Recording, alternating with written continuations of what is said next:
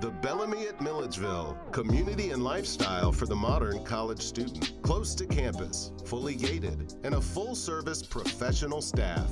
Come take a tour at the Bellamy or apply today at bellamymilledgeville.com.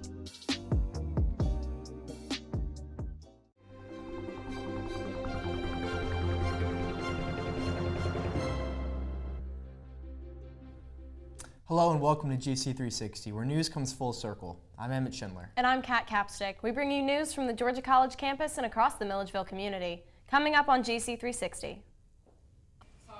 Mayor Parham Copeland paid Georgia College a visit. We'll tell you what she said about leadership. Milledgeville had its annual potato drop last Saturday. Never heard of this charity event? We've got you covered.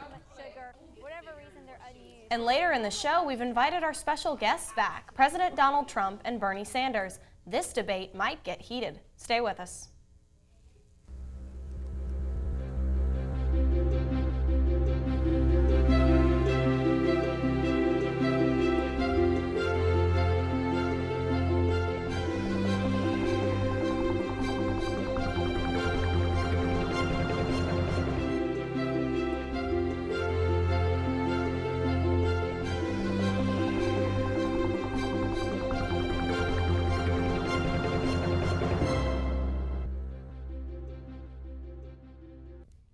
In last week's show, we shared information about Amendments 1 and 4 on this year's midterm ballot. This week, GC360's Alec Dubois explains two more amendments that are on this ballot. Amendment 3 deals with forest land and timberland conservation. It would change the formulas used to calculate the tax on forest land property used for conservation. It would also change the method for establishing the value of these forest properties. The amendment is supported by the Georgia Forestry Commission as well as Governor Nathan Deal. Andre Velakis, President and CEO of the Georgia Forestry Association, said, "The Georgia Forestry Association has been instrumental in timer tax legislation, which has positioned the state as a global leader in forestry." Amendment 5 applies to counties with more than one school district. It would allow a district or districts with a majority of enrolled students within a county to call for a referendum to levy sales tax. The sales tax would be 1% and used for educational purposes for all school districts in the county. Senator Ellis Black is a sponsor of this amendment. He explains that the amendment would permit a school system to place the question of whether to hike sales taxes to raise money for education on a county the ballot without having to ask all the systems within a county. Look out for these two amendments along with the other three on the ballot for this election year. For GC360, this is Alec Dubois. In addition to candidates and amendments, this year's ballot has a question that is very important for our community. GC360's John Bryan explains what this question is and the significance of it. There's a question on the ballot that has a long name and an acronym that is difficult to pronounce, yet it could be hugely important because it addresses the needs to improve our roads and bridges. It's called the Transportation Special Purpose Local Option Sales Tax, or T-SPLOST. The T-SPLOST would raise sales taxes by 1% point, which would mean 1 cent on every dollar spent. This money would go towards resurfacing streets and fixing bridges and culverts. This would also include potholes around the area. Funding would be split between Baldwin County and the city of Milledgeville. The county would get 65% and the city 35%. The T-SPLOST would bring an estimated $22.7 million to the county and $12.5 million to the city. The county has 433 miles of roadways, and many repairs are needed. A regional version of the T-SPLOST went down to defeat at the polls in May. Voters in Baldwin County approved it, but other counties did not. This time, the vote applies only to Milledgeville and Baldwin County. County officials are urging voters to approve the referendum this time. This is John Bryan, reporting for GC360. On Tuesday evening, Mayor Mary Parham Copeland addressed the Georgia College campus at Donahue Lounge on the topic of leadership. GC360's own Alec Dubois and Morgan Simpson were there to cover the event. Mary Parham Copeland is the first woman to serve as mayor of Milledgeville. She also has been a Baldwin County school bus driver, certified life coach, and preacher. This is her first term as mayor, and she discussed what inspired her to run and the leadership principles she values. Well, first thing, as students here, don't be afraid to get your hands dirty. Roll up your sleeves, get active. GC Give, I was here when you all did the GC Give. Get involved. Gregory Barnes, I think it's with Community in Schools. It's a Boys and Girls Club. Volunteer. volunteer. They need your help. Other than having you guys. Mayor said leadership is about being unbiased and putting the community, not your political party, pounds, first. And I'm just standing at the podium. And all came out my mouth, not the fact that they wanted a leader, now, this is a but didn't they want partisan race? Okay, this is a nonpartisan race for the mayor. And being that it is a nonpartisan race, when you talk about the political spectrum, we don't get into Republican, Democrat, liberal. We stay mostly on the unbiased scale. We don't tip the scale here as far as local politics. Now, personally, I can have my own opinion as to what I think, but what I have to do is stay in the area where I'm thinking about my constituents and I'm thinking about this community. Refreshing nonpartisan talk in these very partisan times. Coming up, we'll take a look at Rocky Horror's last show at Georgia College. You don't want to miss it. The Bellamy at Milledgeville, community and lifestyle for the modern college student. Close to campus, fully gated, and a full-service professional staff. Come take a tour at the Bellamy or apply today at BellamyMilledgeville.com. In the small town of Elmira, New York, a boy was born into an all-American family. What camera was I supposed to? The odds of him achieving his dream in the fashion industry? 1 in 23 million. The odds of having a child diagnosed with autism? 1 in 68. I am Tommy Hilfiger, and my family is affected by autism. Learn more at autismspeaks.org/signs.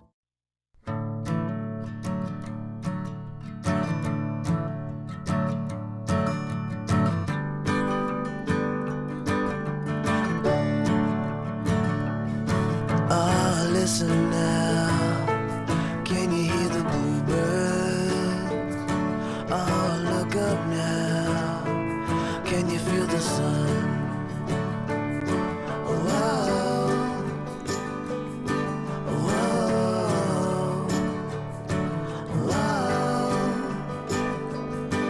whoa.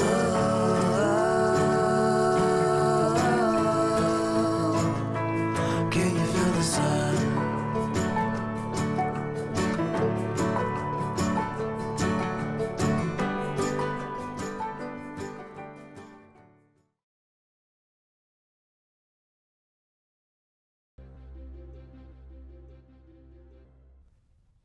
Georgia College students, faculty, and staff had their hands busy over the weekend, volunteering their time to help the community. GC360's Katie O'Neill was at this very special service project and talked to some of the organizers and volunteers. The 17th annual potato drop was on Saturday, October 27th. 40,000 pounds of potatoes traveled to Georgia College's West Campus with a crowd of people waiting for their arrival.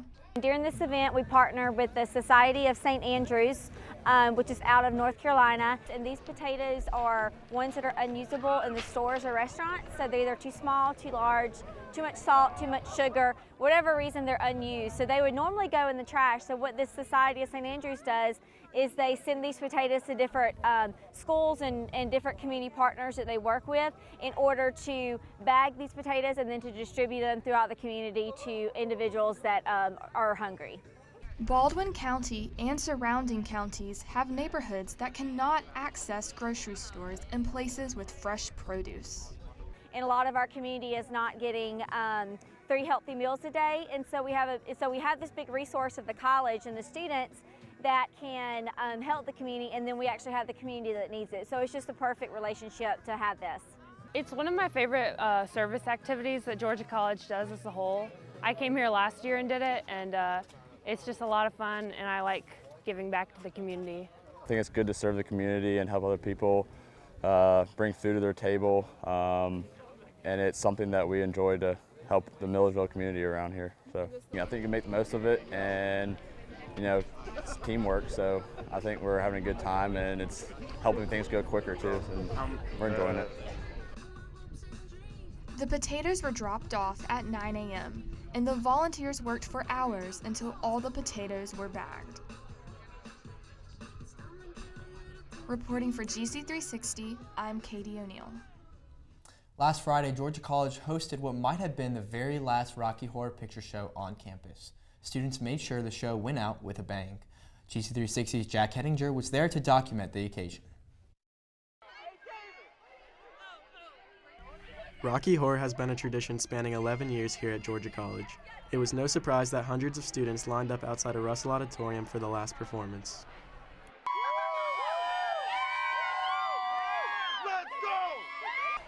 The show is centered around the movie but includes an interactive play with a cast as well as two hosts who MC the event. Rocky Horror is a cult classic musical from 1975 with a powerful message of being yourself. We caught up with some of the audience members to see how they felt about their last Rocky Horror experience. I've been to every single Rocky Horror since I've come to Georgia College. This is my last one because I'm a senior and it's the last Rocky, so it's really sad, it's bittersweet, but it's awesome that I get to be here. So Rocky is just something where like everyone dresses up, has fun, knows what it's about, or even if you don't know what it's about, like everyone makes you like feel so welcomed in it, you know? It's really incredible. Many students have been coming to this event for multiple years. I've been coming since I was a freshman, and it started out as something that I was like, Mom, there's something going on campus and I don't really know what it was, but it sounds like a party. And she's like, oh my God, you have to go to that. So I've been going for like 3 years, and the costumes have just getting more and more fun every year, especially when you get to go with like somebody else. Yeah. This is actually my third Rocky Horror. Yeah, I didn't know what Rocky Horror was until my freshman year. It was offered as an extra credit, and so I was like, okay, I'll go.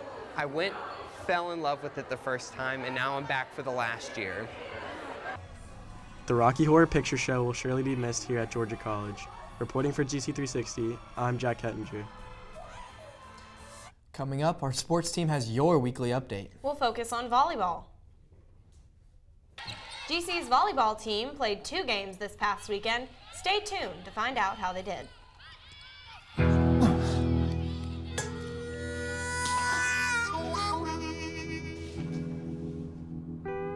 Get caught buzzed driving, and you could do some hard time. Craig, knock it off. Sorry, Mom. It could cost you around $10,000 in fines, legal fees, and increased insurance rates. And that could set you back a few years. Buzzed, busted, and broke. Because buzz driving is drunk driving.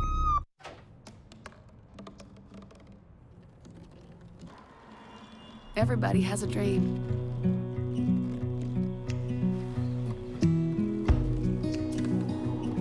Mine was to see the ocean. And with a little help, I made it.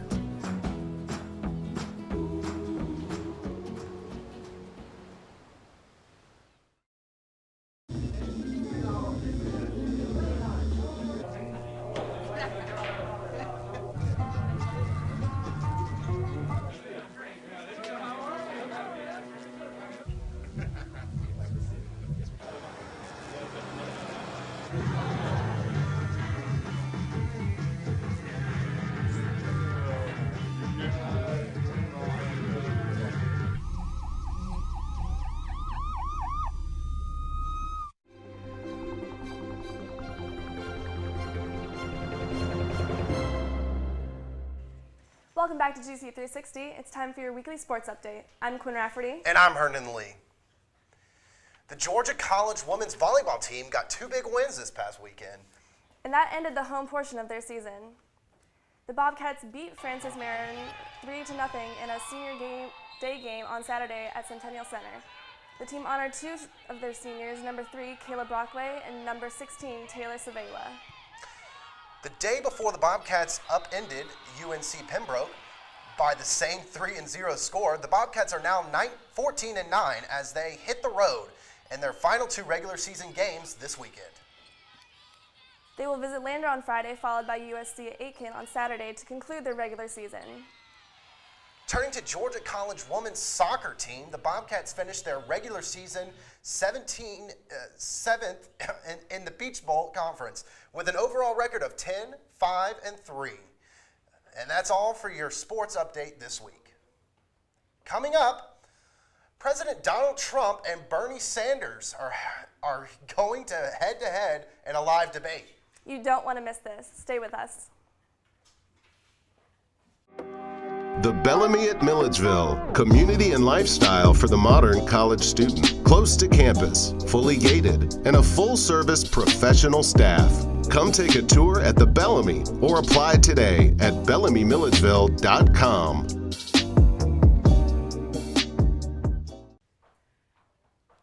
I think someone at my friend's school has this thing called autism. My friend's brother's son has autism. My neighbor's son has autism. My son has autism. Autism is getting closer to home. Today, 1 in 68 children is diagnosed with autism. That's about a 30% increase in 2 years. Learn more at autismspeaks.org/signs.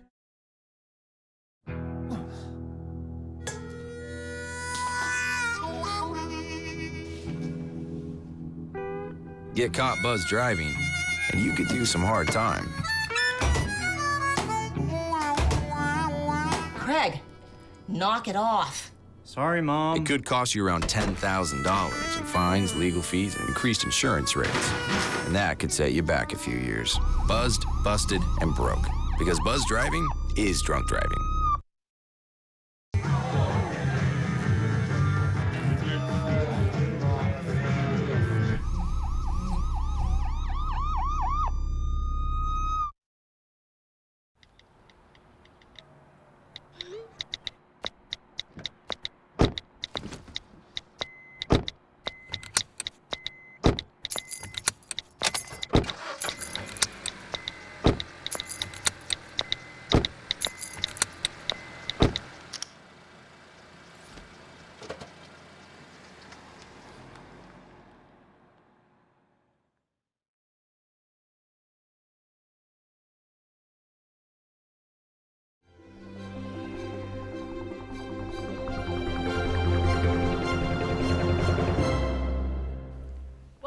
GC360. It's time for your entertainment report. I'm Gabrielle Duchateau. And I'm Ana Paula Sanchez. Over the Halloween weekend, DZ and KA hosted their annual haunted house. I caught up with some participants. Delta Zeta and Kappa Alpha hosted their annual haunted house last Friday night. This is the DZKA Haunted House, and we've been doing it for about 10 years now. The money that we raise goes towards the Beth Rim Scholarship, which goes towards a special education student. And we do that because Beth Rim was a special education major, and she died in a car accident about 10 years ago. So this is like in honor of her. How long?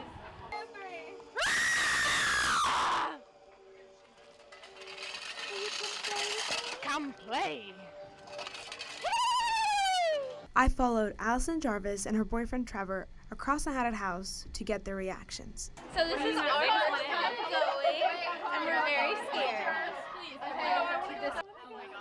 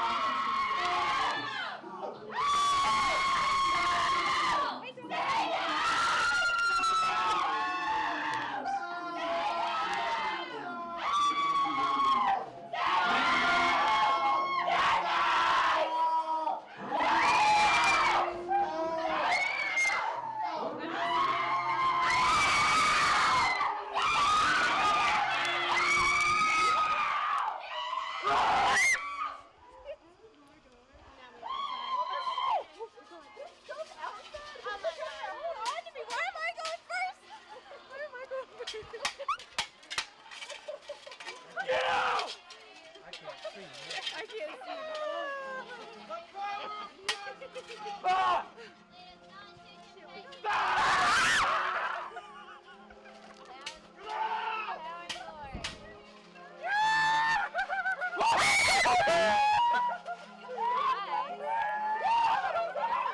They were able to raise $2,500 for the Beth Room Scholarship, which goes to a special educations major. And now it's time for a special debate. We're going to toss it over to our serious news correspondent to get things started. Hello, GC. It's your serious news reporter, Adrian Gardner here. Today we have Donald Trump and Bernie Sanders here for the debate of the year. So grab your popcorn out of the microwave and let's get started. On this side of the table, I have the very liberal, very progressive Senator Bernie Sanders. And on this side of the table, I have the very dedicated, very retweetable President Donald Trump. Now, gentlemen, this will be a very fair debate and a fun one at that. Here I have two signs with your logos and funny things on them. And if you would like to speak, or after a question is asked, then you will raise your sign. Whoever raises their sign first will get to speak first. Let's get started. A recent study from the World Economic Forum notes that 9 billion tons of plastic enter oceans every year, which amounts to the equivalent of one garbage truck dumped into the ocean every minute. What are your views on the environmental crisis, and where would you begin on this issue? Trump. Look, environmental regulations are killing our businesses and making it impossible for them to compete. I think we have way too many regulations and we need to cut the heck out of them. If you look at what's going on in the ocean, we all know it's a conspiracy brought about by the Chinese. I've been very tough on China and we're going to continue to do so, but we have to get rid of the regulations. We have no choice. Well, in my view, the most important thing that we need to be focused on is protecting our planet. And if we do not set up regulations right now to help do so, we are going to pay for it in the long run. Hey, the government has a massive deficit, yet current government spending exceeds over $4.4 trillion. Over 2/3 of the total goes toward mandatory spending, such as Social Security, Medicare, and Medicaid. The rest is discretionary, such as military spending and emergency funds. What would you do about this? What is important? Why is it important to cut the deficit? And if so, how would you do it? Well, in my view, we need to cut discretionary spending in regards to the military. We really Wrong. need... Totally false. Totally Excuse false. me, Mr. No, Donald Trump. Excuse me. We need to have a strong military that can protect our nation. And if you're in favor of cutting it, that's totally unacceptable, and you ought to be ashamed of yourself. That is where you're wrong, Mr. President. See, in my view... Oh, no, I'm not wrong. You're wrong. And you know it, I know it, everybody knows it. Please allow me to speak to the people, Go ahead. Mr. Donald. Go ahead. Thank you. Now, what we need to do is cut discretionary spending by cutting down on the size of the military. Now, in fact, we are way too involved in the Middle East and there is way too much violence going on. We need to withdraw our troops and cut down the military spending to help put money back in the American people's pocket. Thank you. Well, actually, if there's one point I agree with Senator Sanders on, it's that we should have never gone to the Middle East. We should have never hit Iraq. It was a total disaster. And hey, look, I have tremendous respect for our military. I'm not going to cut anything from our military. We need to have a strong military, and we need to ensure that we can keep American strength and remain a respected nation. Okay. What steps would you take to encourage economic growth in the United States? Trump. Well, look, first of all, as you all know, my tax cut, which is truly tremendous for all of the middle class and the lower class as well. We've done so much for them. We've been able to put thousands of dollars in their pockets. We've been able to do so much with the tax cuts. We need to continue to do that. Senator Sanders, on the other hand, wants to raise the heck out of your taxes. It's going to kill our economic growth. And we need to continue to be spending on our infrastructure. If you look, I flew into LaGuardia last night in New York. It's a third world country. You go from Dubai, you go from anywhere in China. They have these big, beautiful airports. And ours look like a third world country. We need to continue to invest in our infrastructure, and we're going to continue to cut taxes for individuals and businesses alike. Now, you see, in my view, where we could really capitalize on making money in this country is to end the prohibition on marijuana and regulate it. What we could do there is if we regulate and sell recreational marijuana in this country, a lot of the money that is made from those profits can be used to go towards education as far as the taxation on it. Thank you. Okay. Now let's talk about tweets. In 2016, you both had some very pretty harsh things to say about each other, and the people want an explanation. Mr. Trump, you tweeted, and I quote, "I don't want to hit crazy Bernie Sanders too hard yet because I love watching what he's doing to crooked Hillary. His time will come."